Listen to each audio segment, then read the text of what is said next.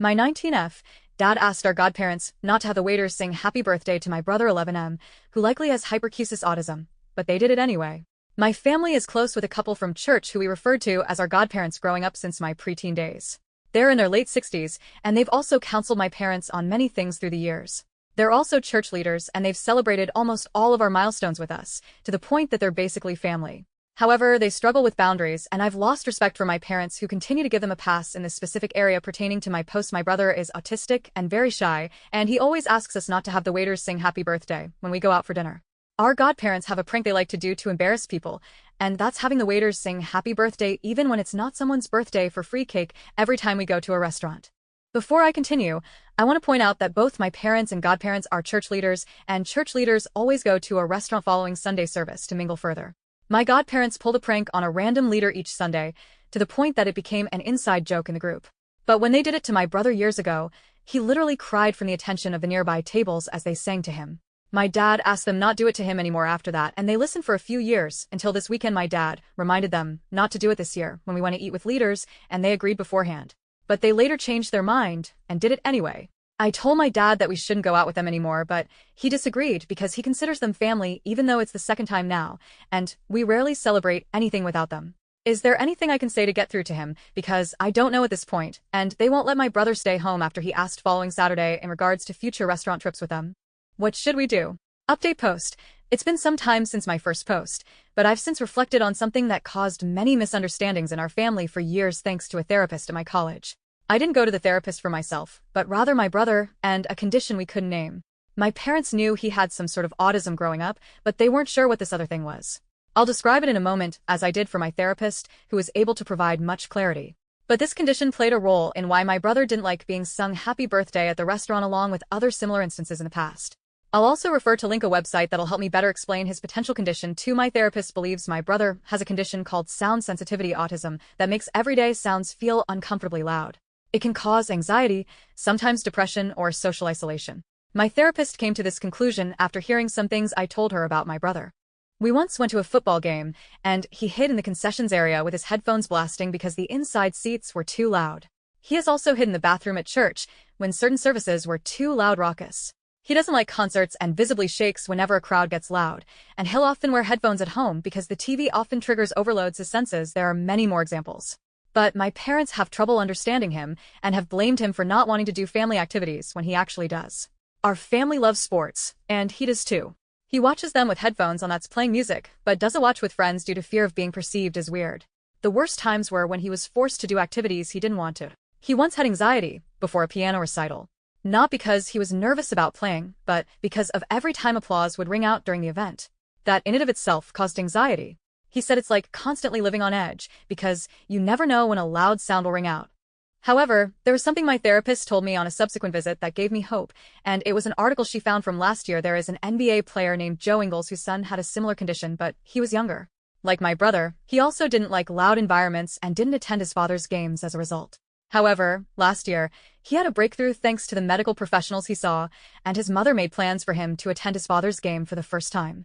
Joe was no longer a starter at this point in his career, but the Timberwolves coach told the team that he was going to put Joe in the starting lineup for the game his son was attending, and the story was covered by media outlets. I brought that story to my parents to try and explain my brother's condition we never understood. And while they were receptive to it, they didn't feel that it was necessary to bring him to a doctor-therapist because they believe they can give him exposure tests on their own that'll lead to a similar breakthrough, but I disagree. Joe's son made a breakthrough thanks to guidance from medical professionals, not his parents trying to cure it on their own. But no matter how hard I pushed, they refused to take him to a professional and instead chose to reach out for support prayer from church. I can't express how upset that made me, and I couldn't bring him myself because I'm not his parent. I hate how they think they can easily replicate the breakthrough Joe's son had without professional help. I told my therapist, and she agrees it's unfortunate because it's better to address it as young as you can. Regarding the incident at the restaurant, my brother had a sensory overload when the waiters sang and other tables were looking at ours. This is the second time our godparents have done this to him. He was 8 the first time they did, and he started crying when they sang. We didn't know what hyperacusis was at the time, but my parents told our godparents not to do it again when his birthday approached in subsequent years, and they listened until he turned 11 this year. My parents reminded them not to do it this year too, and they agreed before breaking their promise. I tried explaining the unofficial diagnosis from my therapist to my godparents to make them understand, but they were even worse than my parents and said he needs to stop acting like a girl. Regarding their fake birthday, recurring prank that leaders come to expect every Sunday they go to a restaurant after church, I told my parents it's wrong because it's stealing by taking advantage of the restaurant's free cake when it's not someone's birthday. But Dad said it's justified when the total is often over $100 and that the cake can't be more than like $3. I called him out for how the Bible says that all sin is equal, and he didn't like when I did. But back to my brother. They aren't budging in their opinion of not seeking a medical professional, and I hate when people use religion and arrogance to think of themselves as above doctors and such. New update.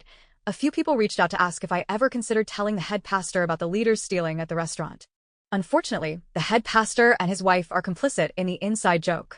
I should also clarify that while there's one restaurant that we attend most often for the happy birthday prank, the group occasionally rotates to a Chinese buffet that doesn't do happy birthday songs because it's a buffet. So when we go there, it's a break for that week. I've argued with my parents a lot since my previous post about many things.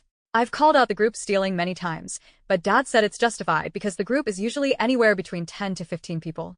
So while one person is getting free cake from the birthday prank, 14 other people are paying for their own dessert, and the bill is usually a few $100s. And given how often we visit there each year, the restaurant likely makes a few $1,000s from us each year. Dad literally admitted they were sinning because he admitted that the good outweighs the bad, literally contradicting how the Bible says that all sin is equal. Furthermore, Dad admitted that he thinks Jesus is stupid because he thinks he can pull that over him. And if God is stupid, then he can't be all-powerful. And if he isn't all-powerful, then why the hell are we going to church unless it's only for the social aspect and street credit of being a Christian when it's convenient? Regarding my brother's sensory challenges, I try to convince them to seek medical assistance while he's still young, but they've grown tired of me bringing it up and told me not to anymore. They also said they don't want him to be diagnosed because they don't need someone telling him that there's something officially wrong with you when God says you're fearfully and wonderfully made, but I disagree. According to my university therapist, a diagnosis can help him receive accommodations at future jobs if need be. Plus, the sooner he receives medical attention, the better chance he has of making progress. Continuing to ignore it will make the symptoms worse, but my parents have made their decision. My therapist said the next best thing would be trying to accommodate him by not forcing him to attend concerts, sporting events. Another was simply dropping him off at home before my parents go to the restaurant. However, my parents refused because other leaders bring their kids directly from church, and they don't want to get there late. They also said that he'll improve with more exposure, and I couldn't disagree more. As for where things stand now, I decided to make a report to CPS as a result of some things my brother told me. First, he said he wants to receive treatment, but our parents are obviously against it. He said he feels anxious 24/7 and wishes he wouldn't wake up on some days when a loud event draws closer. During the drive to such events, he'll close his eyes and hope they never arrive because time seems to go slowly with his eyes closed. He also hates when he gets overstimulated and our parents limit the amount of times they'll let him go to the bathroom. It's also affecting his friends who don't understand why he doesn't want to do certain activities, and he doesn't want to say why. There were other thoughts he didn't feel comfortable disclosing, but I made the report due to feeling worried he might have some dangerous thoughts. He literally said it's like living on edge 24/7 because a loud sound can happen at any moment, and his tolerance has worsened with time. It's been over a month, and I haven't heard anything from CPS. And since there's no physical harm involved, I'm not sure anything will come from it. I've permanently lost all respect for my parents and their lack of care regarding this matter, and I've already decided that they'll never meet my kids. Anyone I date in the future who disagrees won't be considered because I consider this a deal breaker, and I'm not changing my stance. The only reason I haven't fully told them off is because I'll likely be cut off if I do, and then my brother would have no one in his corner.